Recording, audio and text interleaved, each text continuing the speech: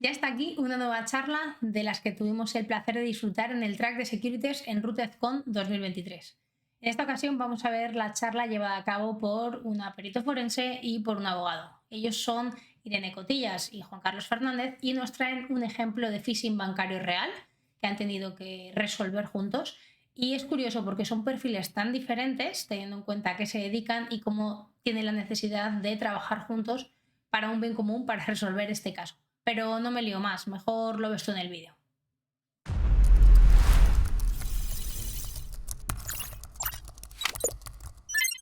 Bueno, la verdad es que si quieres empiezo yo un poco la intro, a contar un poco qué es lo que vamos a hacer mientras te conectas. Esto fue una de nuestras investigaciones, de nuestro caso conjunto. Es un caso de phishing, lo que pasa es que no es un caso al uso. Entonces, bueno, hicimos un tándem. Resulta que el caso, la investigación se basa en una persona que sufrió una estafa.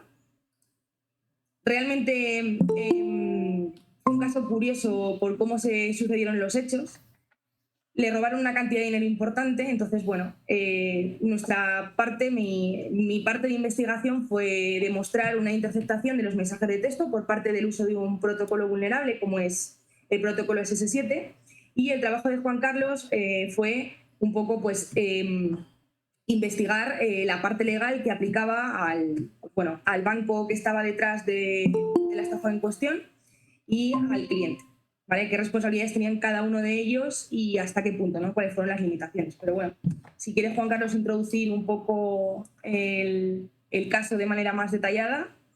Vale, bueno, lo que decía Irene es ese binomio perito legal que tenemos, es decir, al final alguien sufre pues, cualquier tipo de phishing, estafa, transferencia irregular y el trabajo técnico para poder recuperar ese dinero al final acaba en un juzgado.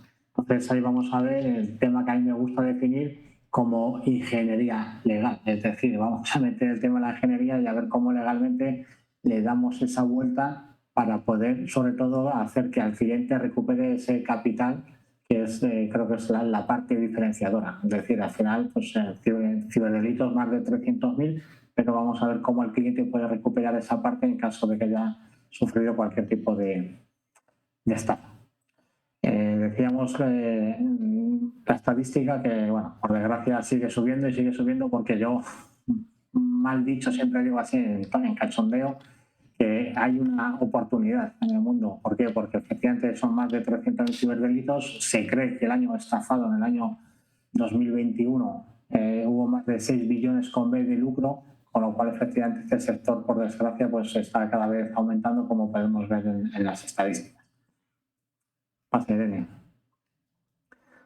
Aquí podríamos hacer el tema de esa transferencia irregular, es decir, tenemos un cliente que cae en un engaño, en un phishing, ¿vale? Y puede caer de distintas maneras, porque al final, bueno, efectivamente casuística en ingeniería social hay muchísima. Lo usual que puede ser que llega efectivamente, le llega un SMS al cliente y al SMS cuando le llega al cliente a su hilo bancario, pues le da credibilidad. Entonces le dice que puede haber pues eso, pues un fallo en la cuenta que entre. Primer fallo y riesgo, que el cliente entra ¿desde dónde? Desde el enlace. Y a mí siempre pueden decir lo mismo, si yo he entrado desde el enlace, perfecto, he puesto usuario y contraseña, perfecto, pero ojo, que luego el doble factor de autenticación, ese yo no lo he dado. ¿Vale? Y aquí vemos casuística mucha, como Irene puede ver en ese estudio de esa telefonía móvil. Es decir, hay veces que el mensaje le llega al cliente y efectivamente el delincuente busca alguna técnica de ingeniería social, como se está viendo, incluso llamando por teléfono a la víctima, diciéndole, le llamamos a la entidad bancaria, suplantan el dato del banco y le dicen, te vamos a enviar un token de seguridad para identificar que eres tú el titular. Y efectivamente ese token de seguridad que está dando a esa supuesta entidad bancaria, lo que realmente se está dando para autenticar o efectivamente para qué, para hacer esa transferencia o ese Bizum inconsentido. Aquí muchas veces, hasta que el tema llega a un tema perito, pues suele pasar el tiempo. Cuando pasa el tiempo, ¿qué pasa? Que la volatilidad de la huella digital muchas veces desaparece. Es decir, ese enlace de ese phishing que le llega al cliente en ese hilo bancario del SMS de que se quiere certificar por el perito, pues ya no está operativo, ¿vale? Con lo cual ahí siempre que hacemos se invita al cliente el certificar ese contenido de esa web, es decir, como a través de alguna herramienta legal que empresas como Color Segarante, Evidence y Vicertia permiten al usuario grabar la pantalla del terminal telefónico, pero certificando. La grabación no se hace local, sino que se hace en el servidor y este tipo de empresas certifican las direcciones IP de acceso, contenido y con un sello de tiempo cualificado cuando se ha hecho. Este tipo de empresas están reguladas en el reglamento OIDAS y son prestadores de servicios, que veremos más adelante. Y cuando estas empresas son cualificadas, pues incluso sus pruebas obtenidas gozan de presunción, con lo cual es un tema bastante interesante en el tema del derecho. Una sentencia que me gusta a mí y es interesante para traer a este contexto de profesionales es decir, oye, que aquello que recaba el perito goza de presunción. No es que goce de validez, pero goza de presunción salvo prueba o sospecha razonable. ¿Por qué? Porque el perito, aunque sea de parte, es decir, que lo contrata la parte que quiere presentar su informe, tiene obligación de decir la verdad. Y esa obligación que la regulación le dice de decir verdad, ¿qué es lo que se justifica? En que efectivamente sus informes gozan de presunción, siempre salvo prueba, en contrario. Pero son sentencias interesantes que incluso invito a que ciertos informes o se conozcan por ese perito a la hora de que puedan validar o no validar efectivamente el ser perito de parte. Oye, que ser perito de parte no significa que yo no sea imparcial. Si mi informe no le satisface al cliente, que no lo presente como prueba, pero mi informe es objetivo. Y aquí efectivamente son sentencias desconocidas que gozan de esa prueba de carga consolidada. ¿Qué pedir al banco, sobre todo antes de que llegue el perito? ¿Vale? Pues aquí, casuística igual, tenemos mucha. ¿Por qué? Porque cuando el cliente va y es ese phishing que sospecha, incluso muchas veces se intenta cambiar el teléfono asociado a la banca, es decir, el ciberdelincuente mete un teléfono en esa banca electrónica para que le lleguen ese tipo de mensajes, ¿vale? Vamos a ver efectivamente si eso ha ocurrido en este tipo de caso y si es así, pues que nos digan qué teléfono se ha asociado a esa cuenta. Vamos a pedir también a la entidad bancaria, que no siempre lo facilitan. Efectivamente, estamos pidiendo como clientes y ellos muchas veces se escudan en el tema de protección de datos y privacidad para no facilitar esa información, que bueno, no pasa nada, ya se recurrirá luego vía judicial.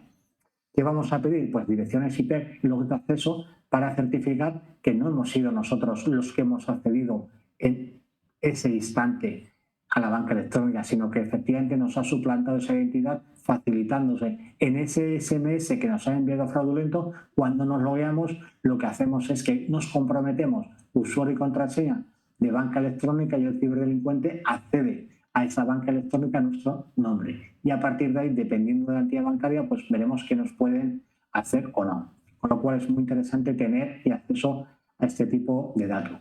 Y lo que decía Irene, y veremos el tema de los mensajes de transacciones. Es decir, hay muchísima casuística. Tenemos gente de que ni siquiera le han llegado los mensajes al teléfono móvil y ha sido certificada perito. ¿Por qué? Porque habrán hecho un man in the middle, con lo cual no le ha llegado. Ya Irene contará cómo puede ser que ese tipo de comunicaciones de doble factor de autenticación, de ese certificado que van a mandar para hacerlo, cómo no lo hacen, ¿vale? Así que en este caso, Irene, te dejo ahí a continuar. Muy bien. Pues bueno, como bien ha dicho Juan Carlos, este caso es peculiar. Bueno, realmente empieza como todos, ¿no? Con un artefacto malware que infecta la máquina de la víctima, en este caso del cliente. La infección se produce a través de un correo electrónico. Después de tener acceso completo al equipo, pues el cliente, lógicamente, seguía con su actividad habitual. Era una persona, además, que tenía cuentas en un montón de entidades bancarias por la profesión a la que se dedica. Y en una de ellas, pues, robaron las credenciales forzando una redirección desde los datos de Google a la página web suplantada.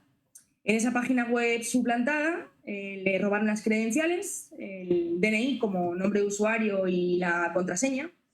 Y bueno, lo que recibía el cliente en ese caso era un un fallo a la hora de acceder a esa página web de ese banco en particular. Entonces pensaba que estaba poniendo malas credenciales. Continuamente iba introduciendo credenciales y una vez que tenían eso, lo que hicieron fue, en la misma propia página web suplantada, tenían un campo de clave firma. El cliente introdujo todos los datos que pudo, porque claro, el cliente lo que quería era hacer la transferencia sí o sí. Pero en este caso realmente no sabía que estaba haciendo una transferencia. Lo único que quería era hacer una consulta de su cuenta. Entonces, como los malos en este caso, los ciberdelincuentes, ya tenían todos sus datos, directamente pues suplantaron al cliente. ¿Qué pasa? Que para cada una de las operaciones, este banco tenía implementado un segundo factor de autenticación, que es el mensaje de texto, el SMS de toda la vida. Y bueno, pues aquí empieza un poco nuestra aventura. Tenemos por un lado la víctima. Fue estafa de este phishing que comento entre el 29 y el 30 de septiembre del año 2022. Le roban una suma importante de dinero de su cuenta bancaria, de este banco en cuestión.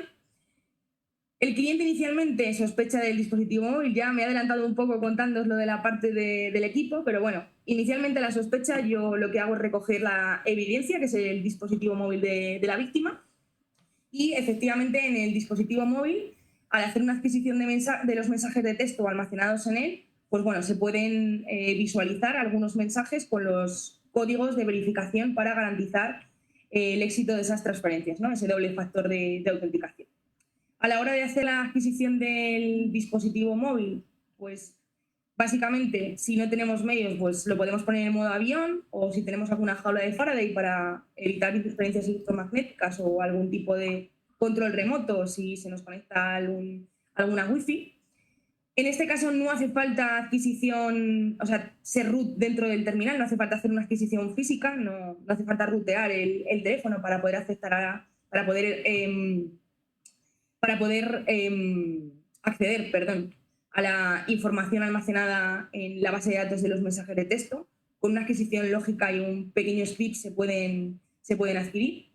En este caso, antes de hacer el mensaje de texto, también hay una serie de comprobaciones que tenemos que chequear. Lógicamente, en este momento de la investigación, no sabíamos si el dispositivo móvil podría haber sido víctima de algún tipo de malware a través de alguna aplicación maliciosa que pudiera estar instalando, o algo en segundo plano que estuviera, pues eso, creando la interceptación de esos códigos de verificación bancaria. Se comprueban los permisos de accesibilidad a las apps. Bueno, tampoco es que en este sentido estuviera del todo securizado, pero bueno, no había permisos extraños de accesibilidad en las apps que estaban instaladas en el dispositivo. Tampoco teníamos nada relevante en el historial de los navegadores que estaban instalados en el dispositivo. Y no teníamos ninguna conexión externa en cuanto a la comprobación de los NetTag, de esas conexiones que se lanzan desde el dispositivo, excepto, bueno, pues las redes habituales a las que el usuario se conectaba, ¿no? Pues la red de casa y la red de la empresa, ¿no? Verificada. En este caso, bueno, el primer paso que realizo, es la adquisición de la base de datos de los mensajes de texto. Se utiliza una técnica muy sencilla. Directamente se obtiene comunicación con el terminal a través del Android Debug Bridge, que hace un puente con el terminal y nos permite, pues, adquirir las bases de datos y la información que esté ahí almacenada. Se muestra en la pantalla la backup, en este caso de la base de datos, que es la de Core Android Providers Telephony, y un poco, bueno, aparte de los checksum, en este caso una vez que hemos lanzado el script en Java, lógicamente, para poder acceder al contenido, bueno, pues el porcentaje de los bytes que se escriben en esa backup, que es lo que tenéis ahí en el .zip. Y posteriormente lo que tenemos que hacer es, como esa backup viene en un formato comprimido, tenemos que desempaquetarla. Desempaquetamos la backup y accedemos al contenido con las cabeceras de esa base de datos de mensajes. Una vez que se accede al contenido, podéis ver ahí abajo, esto es una prueba, debo decir, no es una simulación. El dispositivo real y el proceso fue el mismo, pero bueno, la información que sale ahí del banco que se muestra no es el banco real, ¿vale? Que eso que quede claro. Simplemente es una muestra de cómo se pueden obtener esos códigos de mensaje. Ahí se puede ver que de manera muy sencilla hemos accedido al contenido, no hemos necesitado privilegios dentro del dispositivo. Y pasamos a la parte de la infección de la máquina. Lógicamente, el banco, por su parte, nos manda un resumen de las transferencias que se han llevado a cabo a través de esa estafa los días 29 y 30 de septiembre del año 2022. El problema que tenemos es que cuando yo accedo a la información almacenada en la base de datos de los mensajes, me encuentro los mensajes de texto con los códigos de transferencia simplemente de uno de los días, del 29 de septiembre. Las transferencias realizadas desde el día 30 de septiembre no hay ni rastro. Entonces, ahí se puede ver un ejemplo en la captura de los códigos de operación que yo me encuentro del día 29 de septiembre y la información aportada por el banco con el contenido de la operación que se estaba realizando. En este caso, si os fijáis, simplemente pone que para finalizar la operación te manda un código. No especifica, en este caso, qué tipo de operación se está realizando. Y ahí es donde entra Juan Carlos también a hacer pues los pequeños apuntes de cara a la parte legal de si el banco estaría en este caso obligado o no a poner el tipo de operación que se está realizando, si es una transferencia, si es una consulta. Todo esto viene debido a que el cliente, cuando accede a la página web falsa, en este caso, donde le están robando los ciberdelincuentes las credenciales, realmente iba a hacer una consulta. En ningún momento él fue a hacer ningún tipo de operación. El problema es que esa página web suplantada tenía pues, el acceso, o sea, la propia cajita donde tenía que incluir la clave de firma para poder acceder a la consulta de su cuenta, entre comillas. Él simplemente quería hacer esa consulta. Como he dicho, se ve ahí las transferencias, es la documentación aportada por el banco. Y nos mandan también las transferencias que se han llevado a cabo el día 30. Como ya he comentado antes, no tenemos ni rastro de esos mensajes, de esos códigos de verificación de transferencia en el dispositivo. Ahí, el día 30, en este caso, sí que se verifica el tipo de operación que se está realizando. Nos pone para finalizar la transferencia inmediata. En el caso anterior, hemos visto que nos dice simplemente que para finalizar la operación el código es el que sea. ¿A qué viene esto? Pues lo que tuve que hacer en este caso fue probar con la misma entidad bancaria con la que habían sucedido los hechos, probar a ver qué tipo de mensaje se obtenía cuando nosotros hacíamos una transferencia desde la banca digital, en este caso desde el navegador web, y cuando hacíamos las transferencias desde un dispositivo móvil. En el caso del 29 de septiembre, las transferencias se han llevado a cabo a través de la banca digital, como pone ahí, a través del navegador, ¿vale? Accediendo a la página del banco. Y la segunda se hacen desde la banca móvil. Esos son los mensajes que yo no tengo. Esos mensajes tengo la sospecha de que han podido ser interceptados. Con lo cual, en este caso, lo que me toca es ponerme el sombrero del atacante y intentar entender qué es lo que ha podido pasar ahí, porque es al final lo que nosotros tenemos que demostrar. ¿Se puede llegar a interceptar los mensajes de texto? La respuesta es sí. Ahí tenéis la prueba del mensaje interceptado del banco. Yo he utilizado un script que he desarrollado propiamente para hacer esto. Lógicamente no es algo legal. Y aquí tengo a Juan Carlos y hasta ciertos puntos puedo leer. Pero bueno, simplemente explicar que el envío de mensaje de texto de ese doble factor de autenticación bancaria hoy en día es bastante peligroso porque se establece sobre un protocolo de comunicación que es SS7, donde no se comprueban, en este caso, los señalizadores, en el caso de que se produzca un man in the middle y haya esa interceptación, ¿no?, de la información que se está enviando al dispositivo destino, en este caso el móvil del cliente. Es muy sencillo, os cuento un poquito por encima, y capturar el IMSI de un cliente. El IMSI, para quien no lo sepa, es cuando nosotros pasamos con el dispositivo móvil por debajo de una torre de telefonía. Esa torre de telefonía, a través de ese código IMSI, identifica, usted es Irene Cotillas, proveedor de servicios. Bueno, el proveedor de servicios es el que identifica que soy cliente suya, que vivo en la calle no sé qué y que, pues que mi gasto mensual es de tanto. A partir de ese IMSI podemos obtener otros marcadores, como es el MSISDN, de un suscriptor determinado, un cliente como puedo ser yo. Y entonces, mediante el uso de mensajes con una técnica SRI por SM, el atacante puede llegar a obtener el IMSI de la víctima. O sea, hay herramientas desarrolladas en Python que se utilizan de manera muy sencilla para poder llegar a hacer esta interceptación. Pueden comprobar tu ubicación, lógicamente, y a través de tu ubicación, bueno, pues lo que hacen es suplantar ciertos señuelos que utiliza la compañía telefónica, en este caso el proveedor de servicios, a través de ese protocolo de comunicación, pues para enviarte la información.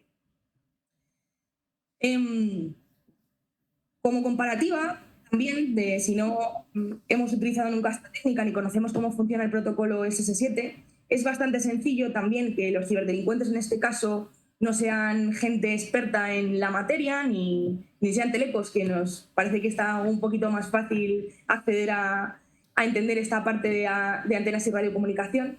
Bueno, es sencillo levantar una consola, torificar una consola en Tor y empezar a hacer búsquedas por servicios que ofrecen, en este caso, los grupos de ciberdelincuentes, de interceptación de envío de mensajes. ¿Cuánto cobran realmente por ofrecerte ese servicio?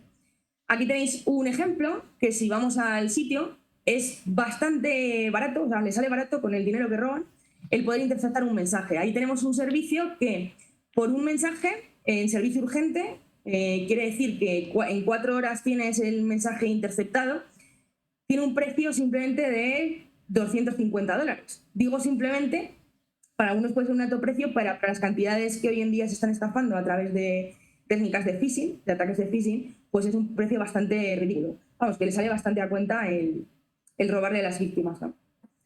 Bueno, este simplemente es un ejemplo. Por desgracia hay muchísimos más dentro de la dark web. Hay muchísimos foros, muchísimos markets y está al alcance de todos. Por desgracia, hoy en día es bastante barato poder implementar estas técnicas sin control. Se colocan además en dominios.onion que desaparecen, como bien sabéis, son bastante volátiles. Pero bueno, haciendo una pequeña búsqueda y filtrando en el script que nos devuelva simplemente los mensajes de los dominios que están levantados con un 200 OK, pues podríamos llegar a obtener, bueno, por las páginas que estuvieran activas en un periodo de tiempo determinado para poder comprar esos servicios de hacking e interceptación. Al final es una especie de man in the middle, como he comentado antes, simplemente que, bueno, se basa en protocolos de comunicación sobre esa base SS7, ¿no? Aquí también tenemos otro servicio que ofrecen la dark web. También ofrecen la interceptación de mensajes, tanto de mensajes de texto como de mensajes multimedia, WhatsApp, Facebook, Telegram, chats. También pueden interceptar llamadas. Lógicamente, el protocolo SS7, a no ser que nosotros tuviéramos un sistema de seguridad añadido a esa voz IP, pues estaríamos vendidos de igual forma. Entonces, bueno, para que se vea un poco cómo se lleva a cabo, pues bueno, este ofrecimiento de servicios por parte de los grupos ciberdelincuentes o de ciberdelincuentes en particular en cuestión. Hay una herramienta desarrollada en Python que es muy sencilla para interceptar mensajes. Sí que es verdad que hace falta, pues, otro dispositivo intermedio que nos capture el IMSI y haga otro tipo de cosas, pero bueno, está al alcance de todos. Esta herramienta está en GitHub, no voy a nombrarla porque Juan Carlos está por aquí y sabe muy bien cómo limitarme. Y bueno, la verdad es que estamos aquí siempre para, pues, compartir y contribuir con el sector, nunca para enseñar a hacer el mal en ningún caso. Pero bueno, que sepáis que esto está es bastante accesible, ¿no? En este caso, bueno, la variable de la ecuación que nos faltaba era la interceptación de los mensajes del día 30 de septiembre, que son los que nos encuentran en el dispositivo. Y nada, como recomendación, pues tener mucho cuidado, intentar tener multifactor de autenticación en la mayoría de vuestros dispositivos, cuentas y sistemas accesibles donde almacenéis información privada que sean activos de importancia para vosotros. Porque, por desgracia, hoy en día, todos los días tenemos problemas de este tipo. Nos encontramos con casos hay casos, bueno, la verdad es que hay empresas que tienen que cerrar o clientes que, pues, se van a la quiebra por la falta de securización, ¿no?, de sus dispositivos, falta de conocimiento también y de concienciación, porque no tienen la formación adecuada ni tampoco se han planteado pagar externamente por securizar sus dispositivos previamente. Y nada, pues le doy paso a Juan Carlos para que nos cuente su parte de la investigación con respecto al análisis que yo he desarrollado. Así que nada, compañero. Bueno, pues aquí, como decíamos al principio, nos toca hacer un poquito de ingeniería legal. Es decir, al final tenemos que unir ese entorno técnico con esa parte legal y tratar de buscar al cliente esa posible solución. ¿Qué nos toca hacer? Pues bueno, lo que decimos, hay que ponderar y ver cada caso y estudiarlo con detenimiento. ¿Por qué? Porque el cliente llega con un tipo de phishing y la casuística nos hace ver que hay una denuncia en fuerte cuerpo de seguridad, una autoridad judicial, por un hecho irregular. Aquí, bueno, pues nos dice la regulación que en caso de que no exista autor conocido, ¿qué es lo que tenemos que hacer? Efectivamente, pues esa denuncia se queda archivada, con lo cual se nos complica el tema de poder seguir en el tema penal porque no hay autor conocido, con lo cual pues se va a archivar la denuncia porque existe esa regulación, es lo que hay. Con lo cual, si tenemos archivada la denuncia en el orden penal, ¿qué podemos hacer por el cliente para poder recuperar el dinero? Pues un poquito de ingeniería legal, es decir, si nos cierra la vía penal, pues vamos a abrir la vía civil. ¿La vía civil en qué sentido?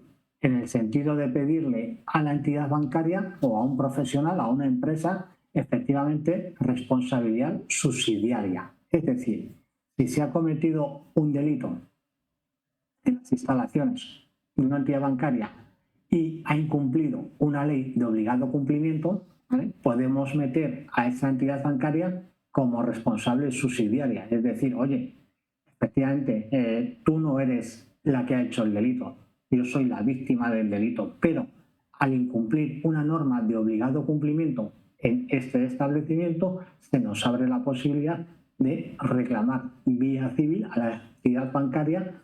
¿Por qué? Pues vamos a ver en qué posibilidades. Si una empresa resulta que el cliente no ha hecho ningún tipo de transferencia, sino que le han suplantado, pues aquí nos dice la ley de servicio de pagos que, oye, que si el cliente no ha hecho ese tipo de transferencia, no se le puede cargar a él con esos daños. Habrá que ver el banco qué falta de implementación ahí. ¿Qué es lo que pasa? Que vemos en prensa que una noticia, como puede haber otras muchas, en las que nos dicen pues, que la Audiencia de Madrid condena al Banco Santander por phishing, por falta de diligencia. Oye, ¿esto es noticia? Si hemos dicho que había 300.000 ciberestafas, ¿hay 300.000 noticias en este sentido? No. ¿Qué es lo que pasa? Que es noticia que efectivamente se vayan ganando este tipo de casos a entidades bancarias. ¿Por qué? Porque efectivamente al final es el cliente el que tiene que irse a un proceso civil. Cuando vamos a un proceso civil, el cliente se juega tus honorarios como abogado, pero ojo, también los posibles honorarios de la parte contraria. Es decir, si se pierde a lo que se está reclamando, te pueden condenar en costas y pagar parte de los honorarios de la parte contraria, con lo cual el cliente se juega una cantidad de dinero interesante. Por eso, cuando se gana esa entidad bancaria, es interesante. ¿Qué tenemos que hacer nosotros? Acreditar la falta de diligencia. Oye, en el caso que ha presentado Irene, ¿qué teníamos? Bueno, pues teníamos que tenemos unos mensajes que sí constan en el teléfono móvil, pero que en ningún momento se identifican que hacen una transferencia, con lo cual finalizan una operación. Bueno, pues vamos a lucharlo en ese sentido. Y oye, que resulta que la entidad bancaria manda unos mensajes de banca móvil, que resulta que Irene no ha detectado que estén en el teléfono móvil ese tipo de mensajes, con lo cual podemos inducir o intuir que puede haber algún tipo de ataque de mal indemnider, que esos mensajes quizás enviados a ese INSI nunca le llegaron al cliente y con ese ataque de mal indemnider la otra parte autenticó esas transferencias. Con lo cual, bueno, ahí tenemos esa posibilidad, decimos, si no tenemos autor conocido en el orden penal, pues de abrir ese procedimiento en el orden civil para que efectivamente el cliente pueda reclamar subsidiariamente al banco y darle la posición del cliente en el proceso penal, para que efectivamente, si algún día a ese ciberdelincuente se le coge, pues que le pague la entidad bancaria, pero el cliente se queda satisfecho. Metíamos también aquí un poquito el tema de sí, ¿qué podemos hacer? Oye, pues vamos a la ley de pagos, que es la ley que regula esas transacciones bancarias con, pues eso, que viene de una directiva europea. Aquí nos dice claramente, artículo 43, oye, que tú, víctima de ese phishing, tienes obligaciones, ¿vale? Comunicar y sin demora ese estafa, ese engaño, ¿vale? Si el usuario niega haber autorizado la operación, ¿vale?, al proveedor, le queda al proveedor probar efectivamente que ha sido el usuario o por engaño o por negligencia el que lo ha hecho. Es decir, si resulta que yo un día voy, abro mi cuenta bancaria y me han hecho un cargo y yo no he hecho nada, yo ahí no puedo probar, porque eso sería una prueba diabólica. Oye, prueba algo que yo no he hecho, es que yo no lo he hecho. Con lo cual le corresponde a la entidad bancaria acreditar, ¿vale?, cuál ha sido el fallo de autenticación en esa operación, ¿vale? Y el artículo 45 dice, oye, entidad bancaria, si hay una operación no autorizada, el proveedor, el banco, devolverá el importe de la operación. ¿Sucede? Complicado. El cliente siempre suele llegar y decir, bueno, Juan Carlos, habla con el director del banco y dice que no hay problema, que lo hablará. ¿Qué pasa? Que el director de la entidad bancaria puede tener una relación con su cliente. ¿Qué es lo que sucede? Que efectivamente el director de la entidad bancaria no responde. Y eso va al departamento de fraude y valorarán allí efectivamente. Aquí decíamos que vemos casuística muchísima, es decir, es el cliente el que facilita la información porque piensa que está haciendo otra operación, es el ciberdelincuente el que llama al cliente y le dice que te voy a mandar unos tokens para que me identifiques que eres tú y se los das telefónicamente. Pero en este caso, bueno, estamos viendo sentencias que son interesantes, es decir, porque está diciendo los juzgados, los tribunales en este sentido algo bastante interesante. Oye, que al cliente no se le puede pedir más que la diligencia debida, pues como dice el Código Civil, de un padre medio de familia. Es decir, si a mí me llaman de la entidad bancaria con el mismo número del banco y yo le facilito esa información, oye, entidad bancaria, pues vamos a poner otros medios entre todos para que efectivamente la manera de suplantar no lo es. Oye, entidad bancaria, si tú mandas los mensajes y resulta que no van cifrados y con un ataque de mal indemnide son capaces de que ni me llegue el mensaje y lo cojan mano, bueno, vamos a utilizar otras técnicas, efectivamente, que tenemos la tecnología para hacerlo. Así que en este es lo que consistía esta parte de ingeniería legal. Ahora sí, Irene. Bueno, pues como he comentado antes, faltaba mostrar la parte de la infección del equipo, que es interesante verlo. Se ha modificado lógicamente el nombre del banco, no penséis que es nombre real tampoco. Y bueno, ¿cómo hacemos ese análisis, ¿no?, esa investigación? Lo primero que tenemos que hacer es la adquisición del disco duro del equipo y, bueno, la cadena de custodia del disco, garantizar que no se manipula la evidencia en su traslado a nuestro laboratorio. Y posteriormente, bueno, el primer paso, sabíamos que el navegador Chrome había tenido algo que ver, pues es ir al navegador Chrome a ver ese acceso y posterior redirección. En este caso, el cliente hace una primera búsqueda con Google y debajo podemos ver la redirección a la web suplantada, que es bancoaja.cf. Es un dominio de centroafricano, o sea que por $10 lo tenían sencillo. Aquí podemos ver el login data, es un archivo que se almacena dentro de la carpeta default del usuario de Chrome y podemos ver las veces que se ha logueado el cliente a través de, pues, del cajón de credenciales, ¿no?, de la página web suplantada. En este caso vemos que esto se produce el domingo a las 2 menos 10 de la mañana. El formato horario que nos devuelve siempre el navegador es en UTC. Hay que añadir la zona horaria, en este caso GMT+2. Todo nos cuadra perfectamente, el comienzo del envío de las transferencias con el acceso ilegítimo y ese login, ¿no?, ese campo de login utilizado por el cliente para poder meter credenciales en el navegador Chrome, en la página web suplantada, que es esa que vemos ahí. Bueno, lo que yo hago en un paso posterior es identificar qué actividad provoca el usuario, tiene el usuario, ¿no? En este caso la víctima, dentro de su equipo. ¿Qué es lo que ha pasado ahí? Está muy bien, ¿vale? Veo la redirección, veo que accede a una página web suplantada, que ha hecho un login data, todo me va cuadrando, pero ¿cómo se sucedieron los hechos? Realmente yo quiero saber qué pasó ahí, cómo se llegó a dar esa infección.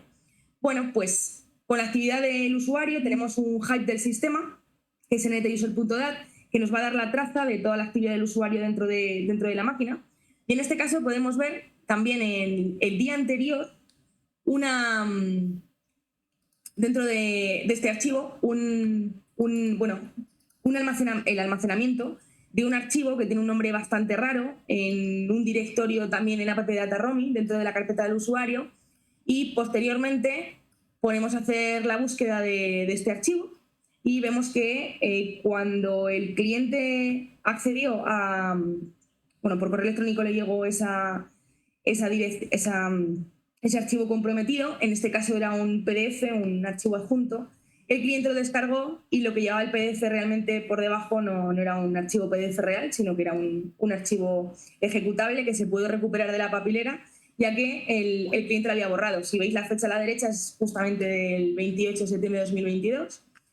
Y si leemos metadatos de ese archivo, podemos ver que efectivamente ese PDF no es un PDF, es un binario ejecutable, y ese fue el causante del daño. Todo, ya os digo que comenzó a través del correo electrónico del cliente, no se ha mostrado el resultado ni se han replicado los hechos, porque bueno, básicamente es un correo entrante desde un dominio no conocido, es una persona que recibe muchísimos correos, entonces pasó uno por alto, y ese que pasó por alto pues llevaba el bicho, ¿no? Entre comillas, dentro, y el bicho era pues este ejecutable que fue el causante de esas redirecciones forzadas una vez que el cliente buscaba en Google la página web legítima del banco, ¿no? No tenía ningún tipo de almacenamiento en marcadores ni nada, y fue fácil estafar en este caso.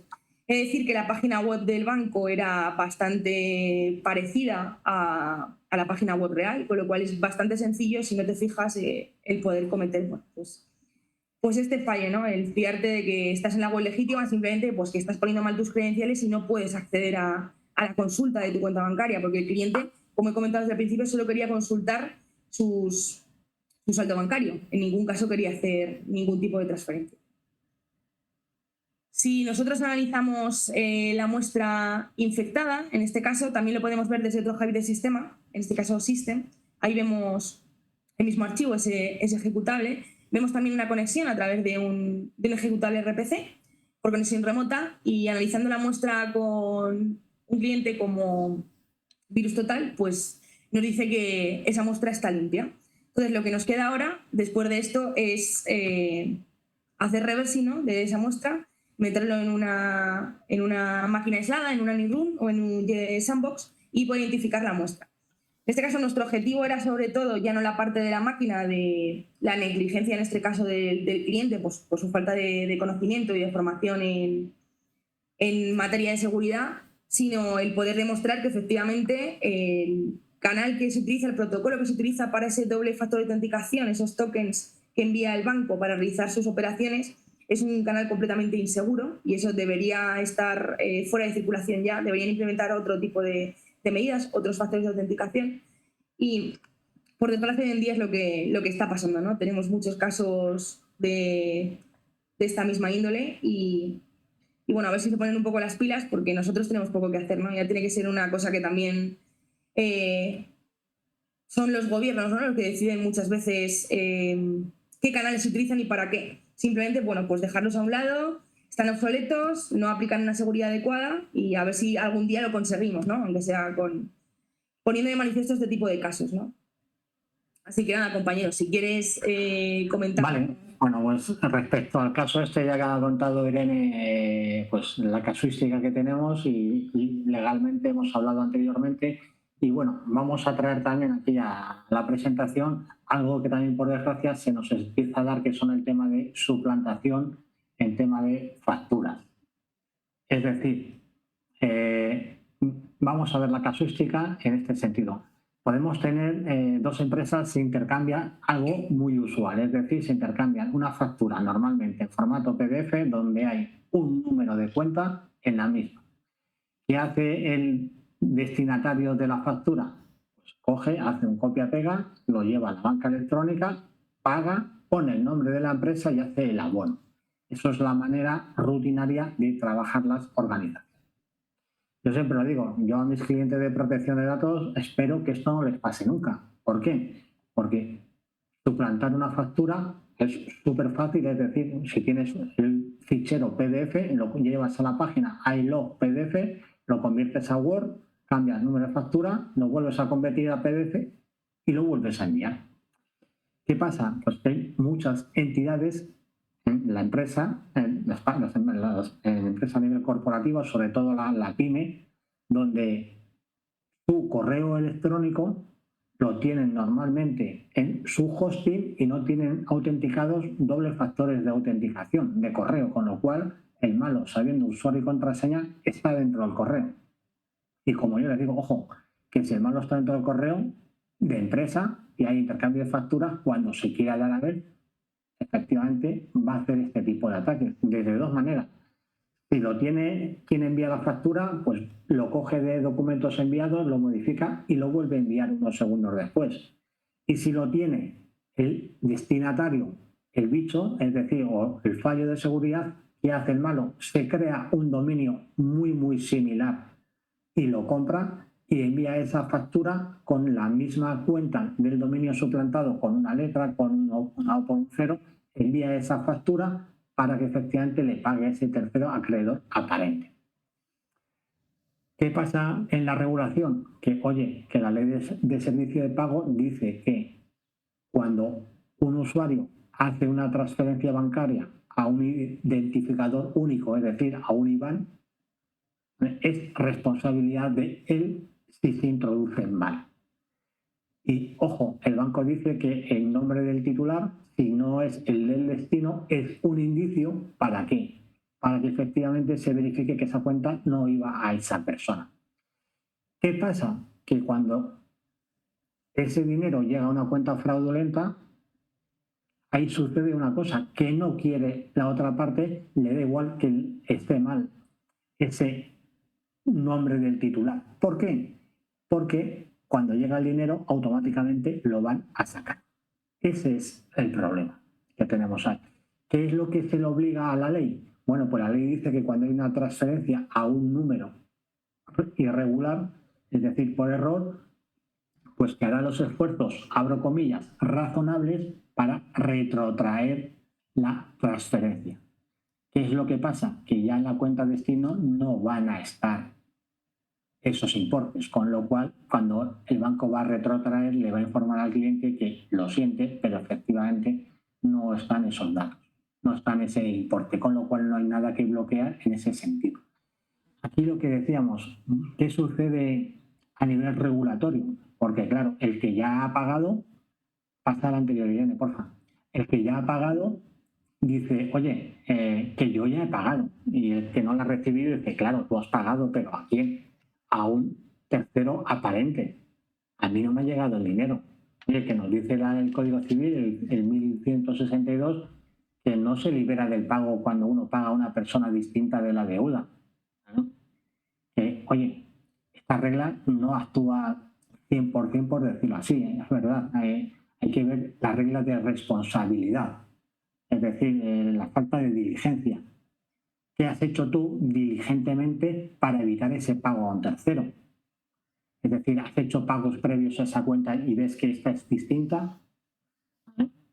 Resulta que efectivamente el correo que te han enviado tú no te has dado cuenta que venía de una dirección suplantada. Pues esta falta de diligencia por alguna de las partes puede hacer efectivamente que se libere del pago al que paga un tercero aparente o no. En este sentido, pues cuando el cliente llega a Tecnogados, pues vemos esa posibilidad, esa falta de diligencia o efectivamente cuando existe esa buena fe que la ley dice objetiva, ¿vale? Es decir, oye, que yo he hecho las cosas lo mejor que estaba en mi mano para hacerlo y el engaño ha sido efectivamente que cualquiera hubiera podido caer. Con lo cual, efectivamente, ahí sí puede haber esa posibilidad de liberar el pago a ese que paga a un tercero aparente.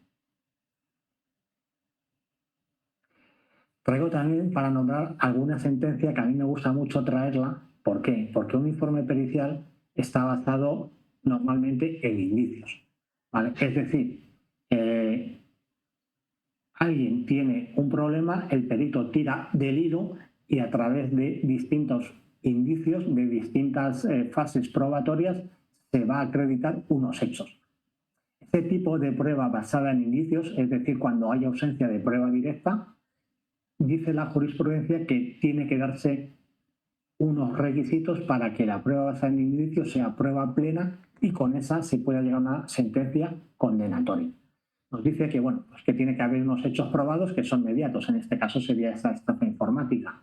Luego tiene que haber unas reglas de la lógica, es decir, cómo hemos ido pasando de unos indicios a otros para llegar a unas conclusiones. Aquí es donde Irene ha mostrado en ese reversing, en ese ataque, en ese acceso al dispositivo, en esos mensajes, en los detalles de los mensajes que tiene, ¿vale? Cómo se ha ido de un sitio a otro. Tenemos que tener esa concatenación de indicios para que no se rompa esa cadena, esta trazabilidad que nos haga decir si un indicio ya no tenemos una concatenación con el siguiente, se podría tirar todo lo que sale detrás de esa prueba.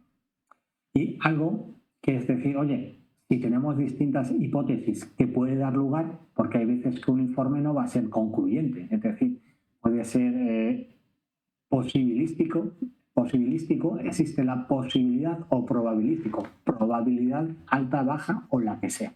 Con lo cual, cuando tenemos a nivel técnico distintas hipótesis y se escoge una, hay que razonarla y efectivamente ir al detalle si es concluyente o si efectivamente tenemos probabilidad o posibilidad.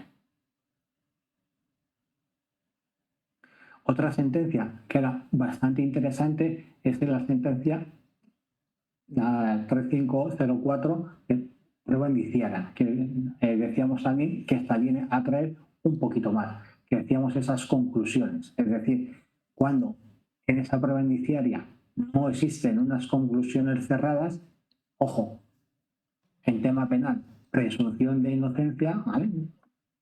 Si no tenemos prueba plena, pues ante falta de prueba directa, presunción de inocencia, pues no va a haber sentencia condenatoria, con lo cual esas conclusiones, si no son efectivamente cerradas, fuertes y determinadas, como podría ser en un informe pericial, podría dar lugar a que el informe pericial no sea concluyente. El perito ha podido llegar hasta esta investigación, pero una vez que llega aquí, no tiene una conclusión cerrada y fuerte, con lo cual una posibilidad, una probabilidad, pues dejaría abierta la puerta efectivamente a esa duda y ya digo que dependiendo del orden que estemos, pero si a ti te toca probar algo y no eres capaz de probarlo de manera plena, pues no va a haber esa posibilidad. En este caso, por ejemplo, pues de recuperar ese dinero.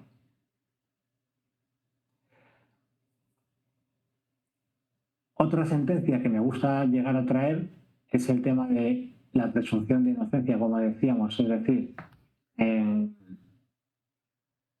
ojo con las pruebas que decimos tiene que ser constitucionalmente obtenida, es decir, no vale vulneración de ningún derecho fundamental. Cualquier prueba obtenida violando cualquier derecho fundamental a la propiedad, digo, al derecho a la intimidad, al derecho secreto a las comunicaciones, al derecho a la protección de datos, se consideraría prueba nula y saldría fuera del proceso y habría que juzgar nuevamente sin tener en cuenta esa prueba. Y también un tema interesante, el tema procesal, es decir, no solo hay que obtener las pruebas, sino también que aportarlas en el entorno procesal pertinente y oportuno. Ejemplo, es decir, si alguien inicia un procedimiento y tiene acceso a una determinada documentación y no la presenta en ese momento, ¿no? Presentar esa prueba después, cuando ya se pudo presentar de manera previa, la otra parte impugnará efectivamente esa introducción en ese procedimiento, podría quedar nula y efectivamente no acreditar ese tipo de hechos. Y lo que decíamos que en caso de duda, pues prevalece el tema de la presunción y sobre todo en temas del orden penal. Así que por mi parte, bueno, las conclusiones que han resultado en este caso, pues como decimos en el tema legal, vamos de la mano los peritos y abogados en temas técnicos. El tener un plus de formación técnica en este aspecto nos da esa ventaja de poder interrogar a ese perito informático para saber qué se ha hecho en el informe, pero ojo, también para saber qué no se ha hecho y se podría haber hecho, o poner en ese margen de duda algo que nos venga a hacer, porque ante la duda efectivamente pues tenemos ese tipo de presunción. Así que nada, ahí teníais el Twitter, un placer como siempre Securiters, y nada, te dejo Irene que cierres tú la sesión. Bueno, pues poco más que añadir, ya lo hemos ido contando a lo largo del desglose de la investigación. Así que bueno, como conclusiones generales, formar un poco a las empresas en cuanto a la concienciación y el uso de sus sistemas y tecnologías, ya no solo al usuario en particular, sino pues departamentos de sistemas, departamentos de TI, y tener mucho cuidado, fijarse mucho dónde accedemos, tener aplicados los parches de seguridad en nuestros sistemas operativos y sobre todo pues intentar no utilizar el doble factor de autenticación a través de pues bueno, los medios disponibles, que no somos partícipes de ello, pero los medios que nos dan algunas entidades bancarias, siempre que podamos evitarlo o añadir algún factor más al menos para que no seamos tan vulnerables, ¿no?, a este tipo de ataques. Y poco más, simplemente mostrar nuestro día a día y espero que lo hayáis disfrutado tanto como nosotros, ¿no? Al final siempre sale algo de lo malo, por así decirlo, y bueno, este es el resultado. Así que nada, cualquier duda que tengáis o pregunta que queráis hacer, encantada de atenderos, al igual que mi compañero Juan Carlos. Bueno, Jolín, pues muchísimas gracias. La verdad es que era la segunda vez que disfrutaba de esta charla. Está súper chula. Y yo no sé si lo he puesto por el chat, ¿vale? Cualquier pregunta que tengáis referida a la charla o en general sobre ciber para nuestros invitados, lo podéis hacer a través del chat con el hashtag pregunta para así poderlas identificar rápidamente. Yo estoy haciendo una pregunta que, bueno, más o menos en la charla se ha visto, pero como ha habido gente que seguramente ha entrado y salido, es buena opción. Voy a poner la otra vista para que os veamos mejor. A ver, lo tengo aquí. ¿Vale? Que sería si la gente termina denunciando este tipo de estafas, porque si comparas el número de estafas que tienen lugar cada año respecto a la gente que las denunciará y que las perseguirá, entiendo que el ratio es súper bajo. Bueno, hemos visto a nivel de estadístico que es el primer año que se superan los 300.000 ciberdelitos, la estadística del 2021. Bueno, esto da lugar a que, pues claramente al final el sector está cada vez más digitalizado, ya no solo a nivel de empresas, sino a nivel particular. Y si hablamos, por ejemplo, de personas de edad avanzada que son víctimas totalmente vulnerables porque una transferencia en banco cuesta, y al final incitan a este tipo de personas a que se instalen ciertas aplicaciones para hacer esos servicios, desconociendo hasta los alcances que se tienen.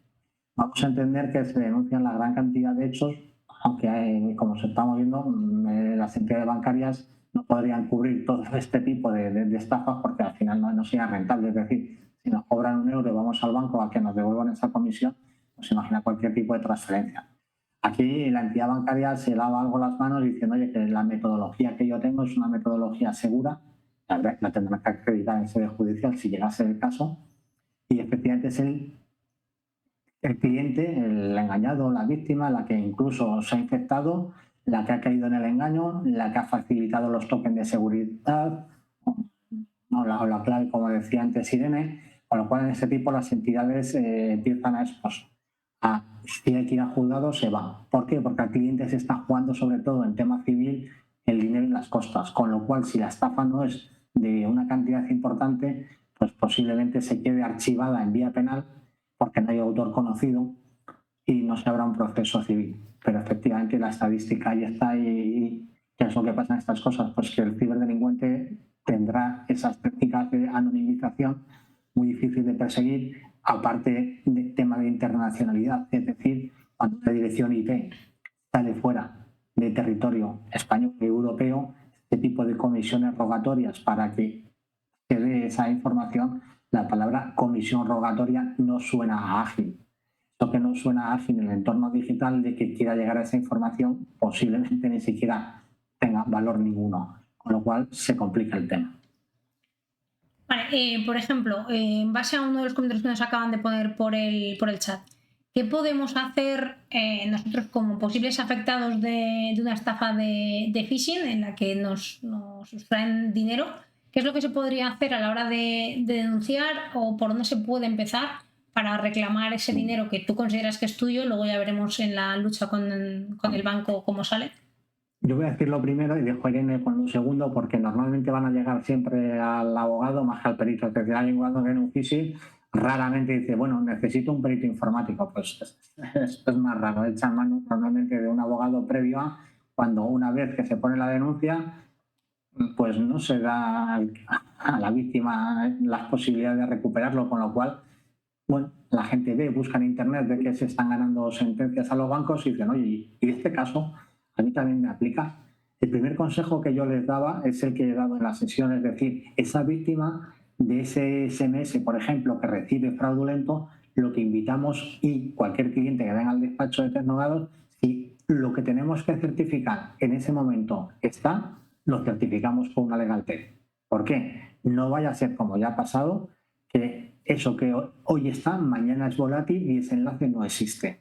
Esa captura de pantalla o esa grabación de pantalla en entorno local no es prueba plena en ningún proceso judicial. ¿Por qué? Porque es muy fácilmente de manipular. Con lo cual, invitamos al cliente, ya digo que el cliente que llega al despacho se lleva esa certificación hecha. ¿Para qué? Para acreditar que ese enlace lleva a una página que es similar a la del banco, con lo cual que lleva a otra dirección URL. Oye, que yo quedo en el phishing, pero es que yo se me pide el nivel de diligencia de vida, es decir, yo no tengo técnicas para saber si esa página es la oficial o no. Oye, que me la habéis metido en el hilo bancario de mi teléfono móvil. Vosotros, banco, implementar alguna medida más interesante. Cuando eso llega en ese momento, ¿qué hacemos luego? Pues echamos mano del perito para, como ahora nos contará, pues ver qué puede certificar él. Pues efectivamente, como ha dicho Juan Carlos, el primer paso es, bueno, pues utilizar alguna medida legal que nos garantice, bueno, el acceso a esa página web ilegítima. Las capturas de pantalla como tal no valen. Como ha dicho, necesitamos herramientas tipo eGarante que nos puedan certificar que efectivamente ese acceso ocurrió a una hora, fecha y momento determinado. Lo que pasa es que en la mayoría de los casos, pues cuando el cliente accede al abogado o al perito, pues ya es muy a todo pasado, ¿no? Como se diría, y ya no tenemos indicios claves, simplemente las sospechas, y solo tenemos trazas, ¿no? Pues artefactos del sistema de los que nosotros podemos tirar.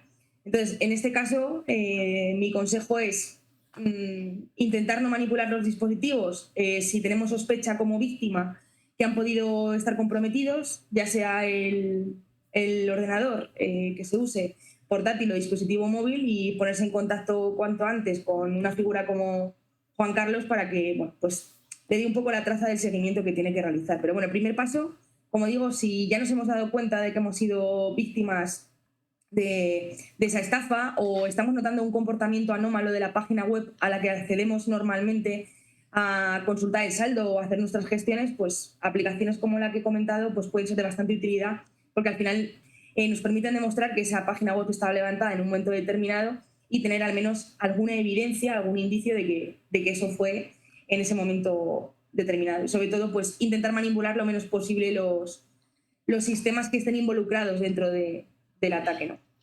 Aquí una reflexión muy interesante que han hecho también por el chat es que, claro, los buenos, nosotros como buenos tenemos un tiempo de caducidad, el tiempo va en nuestra contra, y el problema es que desde que yo recibo el phishing y caigo hasta que me doy cuenta de que he caído y me voy a denunciarlo y me entero de todo lo que tengo que hacer, lógicamente esa URL tiene pocas posibilidades de seguir ahí y es una contrarreloj.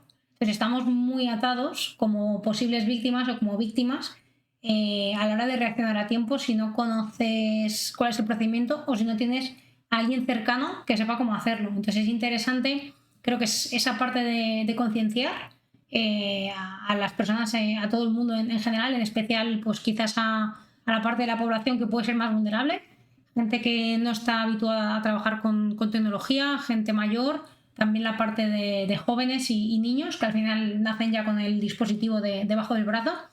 ¿Qué recomendáis o qué nos recomendáis a todos en general para intentar dentro de lo posible protegernos en la medida en la que sea posible?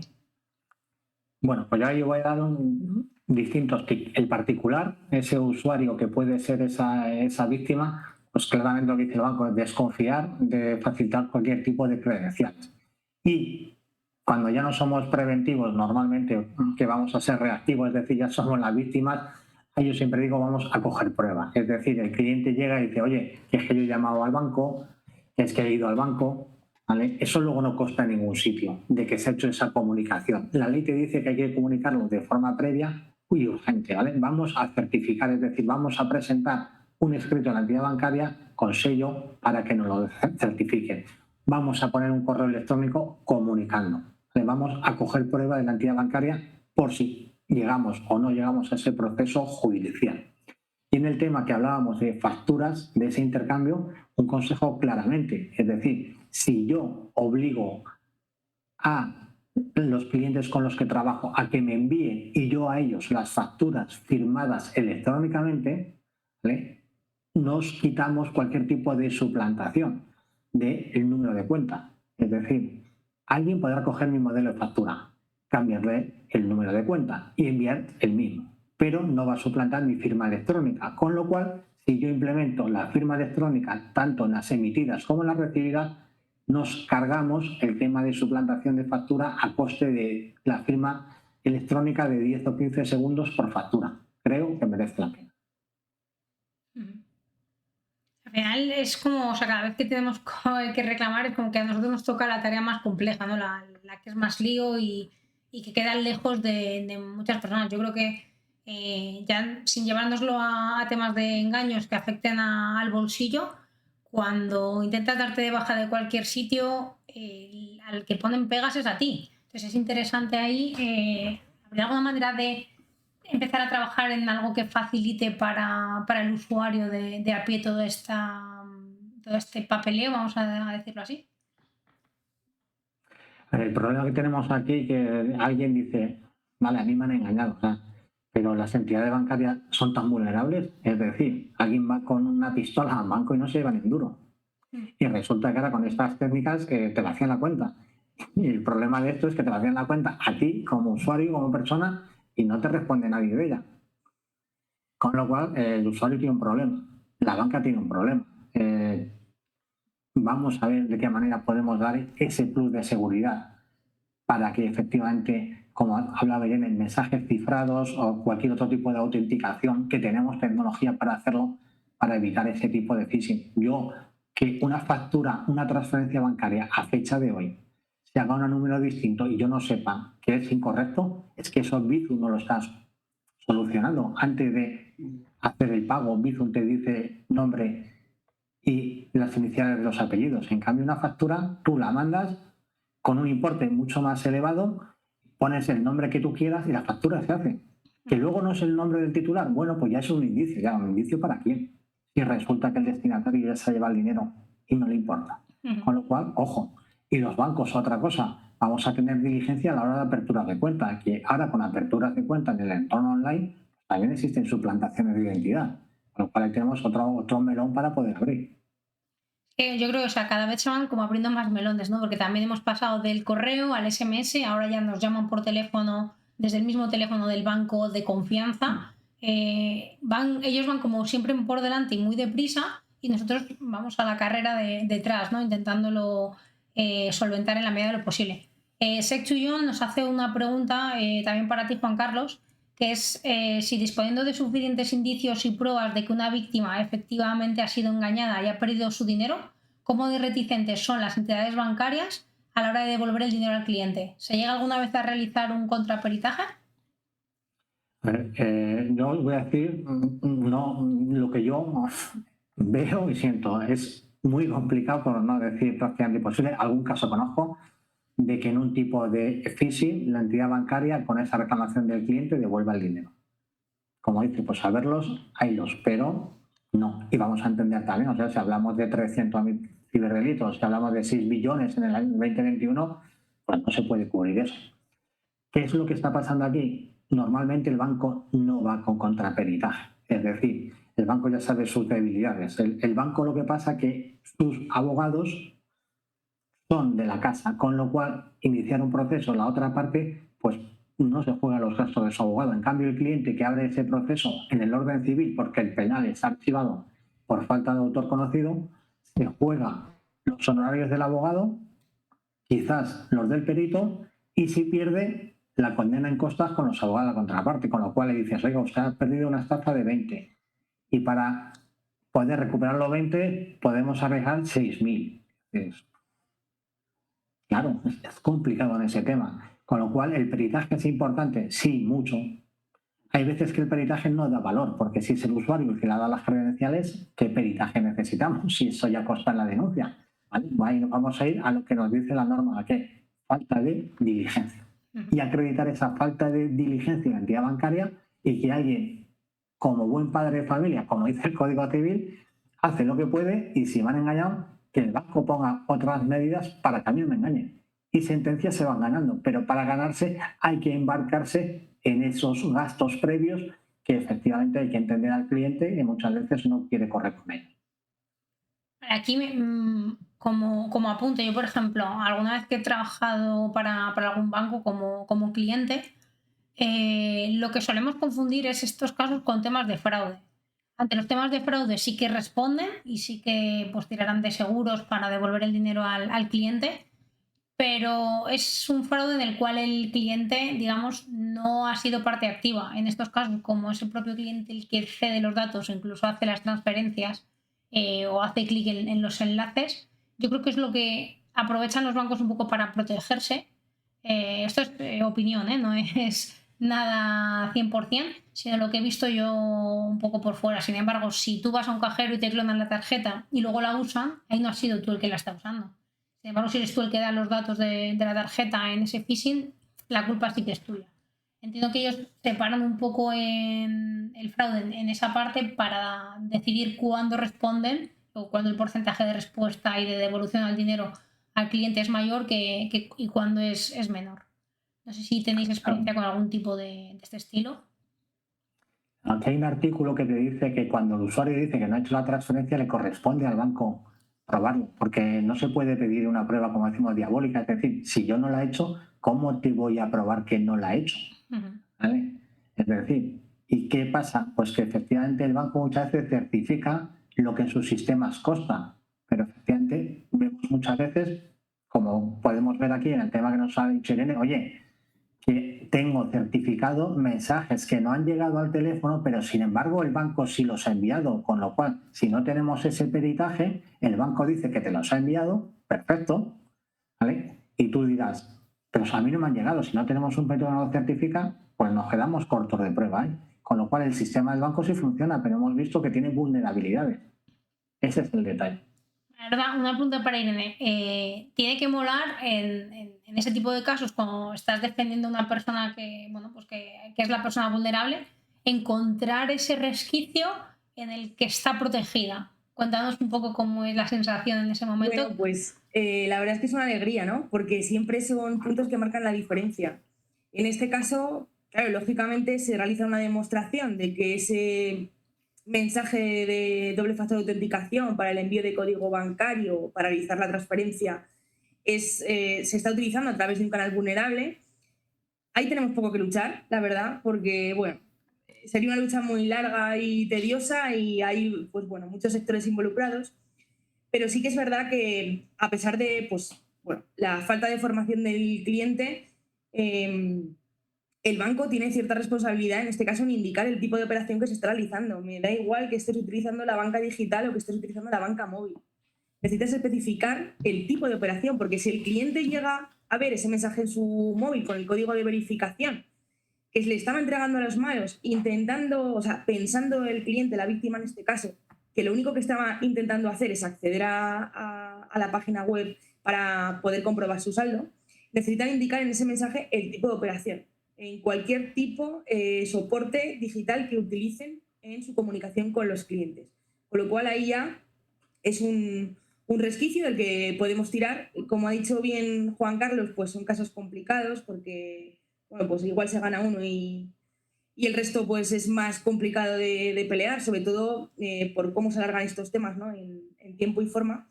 Pero bueno, ahí ya tenemos un resquicio del que tirar y eso es responsabilidad del banco, ¿no? Así que bueno, mi trabajo es encontrar y atar cabos, encontrar los indicios y atar esos cabos, pues para intentar al menos que el cliente pueda recuperar parte de su dinero, al menos, no sé si todo, pero parte, ¿no? Que el daño sea el mínimo posible y sobre todo, pues ayudar al cliente pues, a poner ciertas medidas de seguridad para que no le vuelva a ocurrir. Sobre todo cuando son empresas que trabajan con departamentos de informática externos que les administran los sistemas, que por desgracia en muchas ocasiones esos departamentos externos hay gente buenísima, de verdad, administradores de sistemas estupendos, pero por la parte de ciberseguridad pues todavía pues están un poco peces, ¿no? Por decirlo de algún modo. Entonces, apoyar en ese sentido a que ellos securicen la información, pues siempre forma parte de nuestra labor, ¿no? En estos casos de investigación. Qué chulo. Y también alguna pregunta así curiosa es, hasta donde podáis leer cada uno en su especialidad, ¿algún caso curioso en el que hayáis tenido que trabajar que ha sido resuelto de manera exitosa para el lado bueno, que os llame la atención un poco por la casuística, lógicamente sin clientes, sin detalles, pero que pueda llamar la atención? Bueno, pues en mi caso sí, en temas de ransom, por ejemplo, es curioso muchas veces el uso que hacemos de diferentes redes obsoletas, por decirlo de algún modo, las redes peer-to-peer, ¿no? Redes P2P. Todos conocemos a los clientes que nosotros utilizamos, ¿no? Como usuarios en ese tipo de redes, como podría ser Emulevares. Entonces, por desgracia, debido a la teoría de la inmediatez, de queremos solucionar el problema que tenemos en el trabajo y lo queremos ya, yo me he encontrado con casos de gente que se dedica al diseño gráfico y arquitectura, que por intentar descargar una plantilla y ahorrarse cierta cantidad de trabajo, pues resulta que la inmediatez al final acabó en lloros y lamentos. Acabó con todos los archivos del ordenador cifrados, sin copia de seguridad, lógicamente, porque ¿para qué una copia de seguridad si mi información no le importa a nadie? Entonces, bueno, son casos también los que hay que rascar, que ya por detrás, en este caso, operan otros tipos de ciberdelincuentes, ¿no? Es un poco el azar y que tú descargues en ese momento esa muestra determinada y te infectes. Pero más que nada, sobre todo el tema de la concienciación y de, bueno, dejemos de utilizar cosas que ya sabemos, al menos o nos han contado por activa y por pasiva, que no son seguras. Por favor, o sea, tenemos un montón de herramientas hoy en día, ya no solo el libro, tenemos muchísimas plataformas donde obtener información de manera un poco más segura. Pues eso, un poquito de VPN para navegar por la web y demás, y fijarnos un poco dónde accedemos, y esa inmediatez, pues a veces va en nuestra contra. Así que bueno, no sé si quiere Juan Carlos puntualizar algo. Es que no sé si igual creo que ha perdido el sonido, ¿no? A ver, no lo sé. Yo creo que no se escucha. Además, se ha desconectado un par de veces con el audio. A ver ahora. No lo sé. A ver, yo creo que tiene problemas con la conexión. Puede ser que tiene problemas, sí. Pero mientras nos han hecho una pregunta, bueno, volviendo al tema del banco, nos decían que, bueno, que el negocio bancario tiene medios para hacer transacciones electrónicas mucho más seguras, pero que los cambios son anticomerciales. Nos lo ha dicho Megavatio, seguramente, ¿no? Y al final no les salga a cuenta y no les interese, y que pueda ser esa una de las razones. Efectivamente, en este caso se limpian las manos, ¿no? En muchas de las ocasiones. Nuestro trabajo es rascar para evitar al menos que se las limpien del todo, ¿no? Tener algún resquicio del que tirar, algún hilo conductor por el que poder, bueno, pues que asuman parte de su responsabilidad en este caso. Y sí, efectivamente, hacerles la seguridad no va de la mano, ¿no? De lo demás, del negocio en este caso, siempre vamos en contra, ¿no? Seguridad va en contra de la funcionalidad y de muchas otras cosas, desgracias.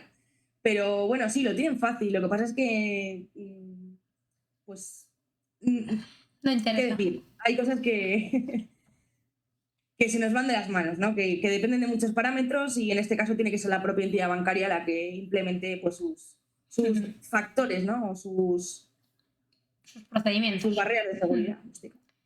Juan Carlos, no sé si ahora nos escuchas. Vale, nosotros a ti, ¿no? Están a medias. Pero podemos, a ver, Mientras tenemos también otra pregunta para Irene, también de Sexuyon, que nos dice que si en algún momento en tus investigaciones has podido ir más allá y en base a la evidencia seguir un poco la pista al estafador hasta donde hayas podido. Sí, en algunos casos, cuando se ha tenido un poquito más de información de dichas transferencias, pues hemos podido ir detrás del ciberdelincuente, pero claro, a lo mejor tenemos una IP, podemos llegar a hacer una geolocalización de la persona en colaboración con, muchas veces, con cuerpos y fuerzas de seguridad del Estado, o bueno, porque las pistas son muy evidentes, ¿no? Las evidencias son sencillas a la hora de hacer ese seguimiento. Entonces, sí, el problema que tenemos en muchas ocasiones es que tenemos al intermediario, ¿no? Al mulero, que se le llama en temas de pues, narcotráfico y cosas de estas. Pues aquí pasa igual. Entonces llegas hasta la persona, hasta el pagafantas, por así decirlo de algún modo, pero nunca llegas hacia realmente la persona la cabeza pensante, ¿no? La persona que lleva a cabo. Entonces, aquí la responsabilidad legal pues ya está un poco más restringida, ¿no? Porque esa persona, bueno, no, a mí me dijeron esto, yo soy el intermediario, yo aquí no tengo nada que hacer, yo no tengo la culpa y muchas veces seguir la traza completa hasta la persona responsable pues es muy complejo. Es muy complejo porque no tenemos pues eso, la información suficiente, ¿no? Para poder completar la investigación en la mayoría de los casos. O a lo mejor tienes una dirección MAC, si tienes una dirección IP al menos ya tienes algo, pero bueno, las trazas son bastante volátiles. ¿Y lo más lejos que has llegado has conseguido identificar hasta donde se pueda decir? En algún caso sí, y se ha podido condenar pues eso, a la parte, al actor, ¿no? Malicioso en este caso, pero han sido, por desgracia, casos contados. Pero sí, bueno, algún caso curioso, sobre todo con el tema que contaba de Ransom, bueno, me gusta mucho mirar un poquito dentro de la dark web en muchas ocasiones monitorizar diferentes dominios que son, como he comentado antes, volátiles, ¿no? En cuanto a los black market y venta de servicios ilegales. Y en uno de estos casos, en el comentado antes de la infección a través de redes P2P, conseguí el acceso a través de, conseguí una IP y a través de esa IP, pues pude tirar un poquito más del hilo y poder llegar no al actor 100% malicioso detrás del hecho, pero sí al grupo. Entonces, bueno, era algo que ya estaba un poco fichado, por así decirlo, y se pudo resolver o sea, la sangre no llegó al río, ¿no? Bueno, aprovechamos para dar la bienvenida a las casi 50 personas que vienen desde el directo de Navaja. Me ha tocado alguna entrada, estaría muy bien, que estaban hoy abriendo la venta de entradas y creo que lo han petado, así que luego me pondré al día con su directo. Muchísimas gracias a todos los que os pasáis por aquí, que estoy viendo que estáis llegando, participando por el chat, un montón de gente desde Navaja Negra. Así que muchísimas gracias. Bienvenidos al canal de Securiters, canal de Ciber. Estamos en directo lunes, martes y jueves a las 7 de la tarde. Y hoy estamos con una charla que tuvimos en el track de Rooted, el track que gestionamos nosotras este año en RootedCon. Y nos han estado hablando de phishing en un binomio abogado forense que subiremos a YouTube para que lo podáis ver. Y nada, bienvenidos, estáis en casa. Muchas gracias a la gente que estáis comenzando a seguir la cuenta, a verla. Y cualquier pregunta, estamos justo ahora con la parte de preguntas y respuestas a Juan Carlos y a Irene, que son nuestros invitados del día de hoy. Y nada, Juan Carlos, antes has recuperado el sonido y se te ha vuelto a ir. No sé por qué, porque había un momento que te he hecho así con la mano. No, está sin sonido. No, está muteado. Está muteado en la... A ver. A mí me aparece con sonido por aquí, pero o sea, no está saliendo porque yo no lo escucho nada. Revisa en la parte de la conexión del Twitch a ver con qué te está cogiendo el sonido. Porque no te escuchamos. Menos mal que ha pasado ahora en la última parte de preguntas. Que se ha ido justo.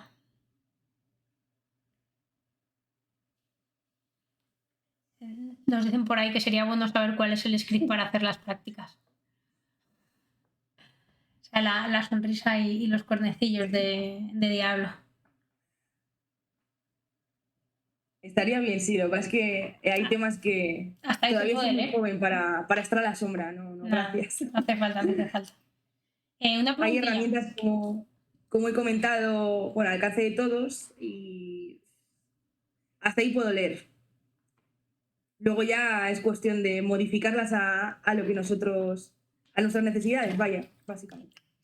Te quería preguntar, en concreto, ahora aprovechando que vas a estar en el siguiente Hack and Biz, cuéntanos un poco cuándo va a ser y de qué vas a hablar y si vienes sola o no. Pues el próximo Hack and Beer será, creo que todavía no tengo no tengo clara la localización, me lo tienen que confirmar, pero el año anterior fue en Matadero. Será el próximo 9 de junio por la tarde, supongo que a partir de las 6:30, 7 de la tarde. Y bueno, en este caso es un Hack and Beer muy especial porque también va a ser ponente, en este caso nos va a contar una investigación uno de mis alumnos que he tenido este año en el máster de Ciber.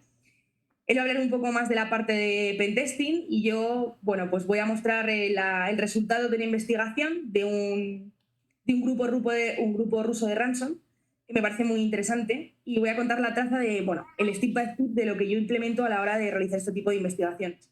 Más que nada para que la gente, para que los asistentes, pues, que no conocen el forense, bueno, el DFIR en este caso, el Digital Forensic Incident Response, pues acerquen un poco más a la disciplina y vean que no es tan complejo llevar a cabo la traza de los artefactos a analizar y que a veces con poquitos datos, con poquitos archivos de sistema, en este caso artefactos, ¿no? Del sistema operativo en cuestión víctima, pues podemos llegar a conocer bastante información, ¿no?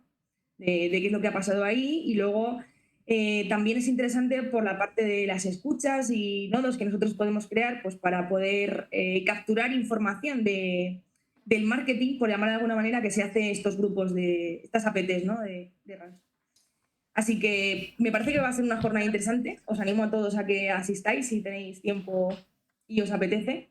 Y nada, pues dar las gracias también a Securiters. Muchísimas gracias por todo que os voy a contar, por poner vuestra plataforma, por decir siempre que sí a todo y a todas las locuras que se os ocurren, ¿no? Dentro de este sector, al que se me ocurren con el instituto, y a mi compañero Juan Carlos, pues porque es un pedazo de profesional. Que ha recuperado el audio. ¿Lo has recuperado? Sí, ahora sí. Venga, me acusaban de chico listo que ha desconectado. Gracias por el piropo de chico.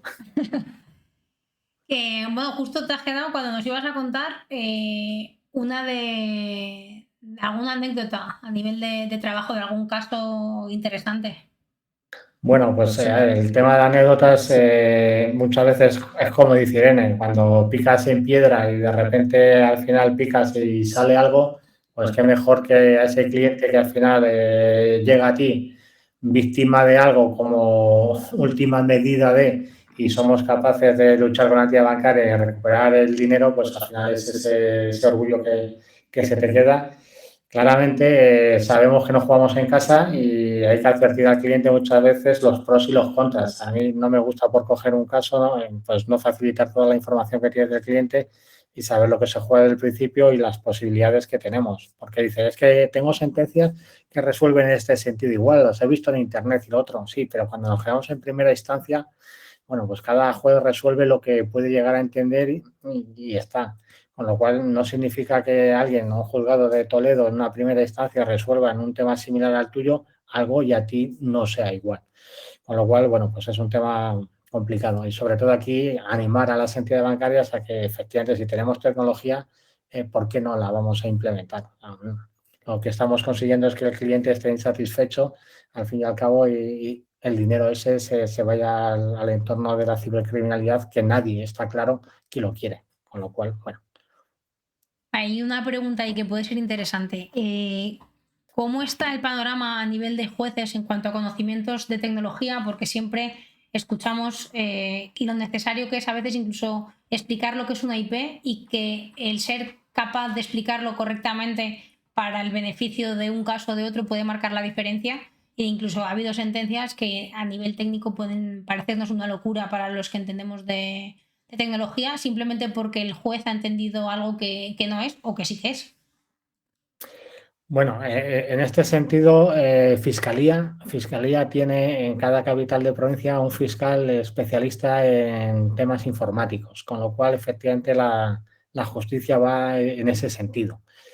¿Jueces especializados en este sentido? Bueno, pues aquí el que le guste la tecnología, más allá de lo que necesite para ejercer su cargo en este sentido.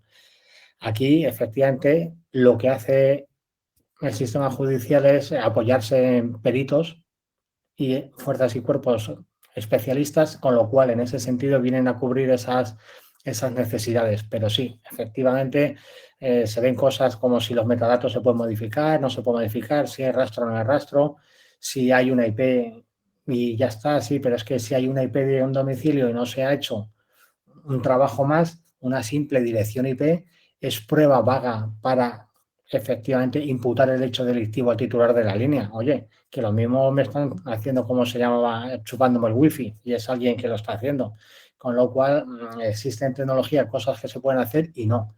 Y aquí es lo que un buen abogado con un buen perito muchas veces se puede poner en margen de duda. Oye, que hay cosas que están hechas en el informe y consta. Perfecto, pero si yo soy técnico y sé que hay cosas que no están hechas y dan lugar a duda, pues se genera. Ese es el caso. Pero respondiendo a tu pregunta, nos queda mucho camino por recorrer, pero entiendo que vamos en el buen sentido en que ya hay varios años con esa fiscalía especialista en tema informático con formación específica para ellos, con lo cual es un camino a largo plazo. Esto cambia tan deprisa que o eres un especialista de o al final estás fuera. Pues nada, muchísimas gracias. También nos preguntan si, bueno, si el Hack and Beers es solo en Madrid. A esto diremos que no, que el Hack and Beers se celebra en diferentes ciudades de España, dependiendo de si hay gente dispuesta a organizarlo. Habría que hablar con Hack and Beers, con Netusatoe, y vamos, se están celebrando por toda España. Así que lo que pasa es que, claro, van por comunidades, por provincias, dependiendo de dónde salga la iniciativa. Tampoco os quiero quitar mucho más tiempo, chicos. Ha sido un placer teneros aquí. Como digo, ya al final, gracias a la vida, nos ha puesto un poco en el mismo camino y hemos tenido el placer de conoceros de una persona, o sea, de una forma un poquito más cercana. Y nada, quería agradeceros de nuevo el que os paséis por aquí un jueves a estar aquí 2 horas contándonos sobre vuestra experiencia y vuestra charla. Que quedan para el futuro pendientes más colaboraciones, no lo dudéis, contamos con vosotros. Y de nuevo agradeceros vuestro tiempo y a toda la gente que ha estado con nosotros esta tarde. Hemos conseguido llegar a los 4.400 seguidores. Muchísimas gracias, número redondo. El objetivo son 5.000. Si llegamos a 5.000 de aquí a verano, haremos también un sorteito.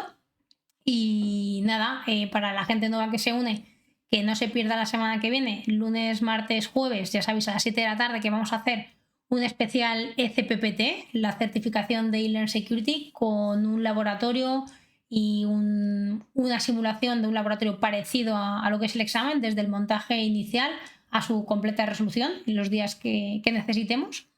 Y de nuevo, trasladaros mi agradecimiento y el DM por pasaros por aquí, que hoy no han podido estar con nosotros.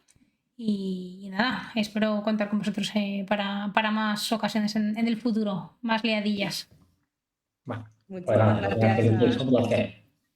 Bueno, pues nada, me despido de vosotros. Yo sigo por aquí en el directo un minutillo más.